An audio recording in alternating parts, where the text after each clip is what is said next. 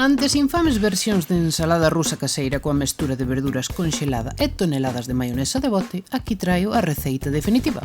O primeiro que facemos é pôr a cocer en auga fría as patacas coa tona e as cenorias tamén sen pelar. Pasados uns 12 minutos desde que empeza a ferver, picamos as cenorias a ver que tal. E se están cocidas, pois sacámolas e deixamos facer as patacas un par de minutos máis. Picamos e se nos vale, sacámolas tamén. Dependendo do tamaño, tardará máis ou menos, así que ide cravando sen medo que non reventan. Vamos a ferver ben de auga nova e botamos os feixóns. Estes hai que escaldalos e pouco máis, sobralles de 7 minutos fervendo. Hai que sacalos para un cacharro con auga e xeo e así freamos a cocción. Metemos os chícharos, pericos ou ervellas. Na mesma auga xa vale. Escumamos e damos a mesma cocción que os feixóns. Enfriámolos tamén. Lembrade por a cocer os ovos con vinagre e sal para que pelen mellor cando estén cocidos. Canto máis frescos sexan os ovos, peor dará a casca. Aproveitamos os 10 minutos de cocer os ovos e imos mondando as bolocas e as cenorias. Dan ben a pela coa man, pero se quedan restos pasamos a puntiño do coitelo. Sacamos os ovos para auga con xeo.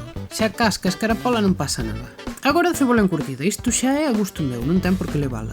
En auga fervendo con sal, escaldo unha cebola vermella cortada en xuliana. Escúrrese a liña con limón e menta neste caso, pero pode ser con alfádega. Canto máis vermella sexa a cebola, máis rosiña quedará despois. É o momento de asar un pimento. Se tes cociña de gas, non o dubides e pon enriba do fornelo. Se non tes soprete nin cociña de gas, pois xa ti vas vendo. Se o metes no forno, deshidratarase e dará mala pel.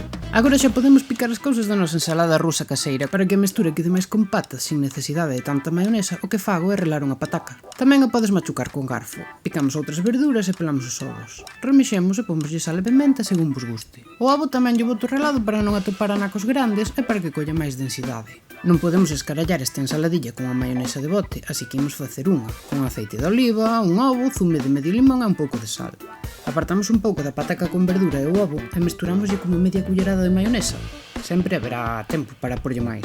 E empratamos agora cun maravilloso aro metálico estilo venidor dos anos 80. Como o atún que lle pomos a caralludo é agora cando engadimos en vez de meterlle na mestura. Tamén lle poño a cebola encurtida agora para que os repunantiños ya poidan apartar. O do ovo rallado e a cenoria xa son caralladas miñas.